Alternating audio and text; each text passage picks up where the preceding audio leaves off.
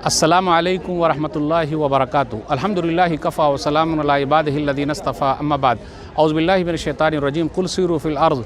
नाज़रीन किराम, मैंने सूरा नाम सूरा नंबर 6 की आयत नंबर 11 पढ़ी है। उसका तर्जुमा ये है कि तुम लोग ज़मीन के अंदर घूमो। आज मैं पिंक सिटी जयपुर में मौजूद हूँ। राजस्थान की राजधानी है और जयपुर जो पिंक सिटी है उसी तरीके से भारत के अंदर ऑरेंज सिटी नागपुर है, लेमन सिटी इंडी है और मार्बल सिटी मकराना है। उसी तरीके से पिंक सिटी जयपुर है। जयपुर के अंदर बहुत सारी चीज़ें देखने की है और जयपुर भारत के 10 खूबसूरत शहरों में से एक शहर है। आज मैं जो दिखाने जा रहा हूँ वो मैं जयपुर के अंदर जल महल के सामने हूँ। ये रहा जल महल मेरे सामने, आप देख लीजिए।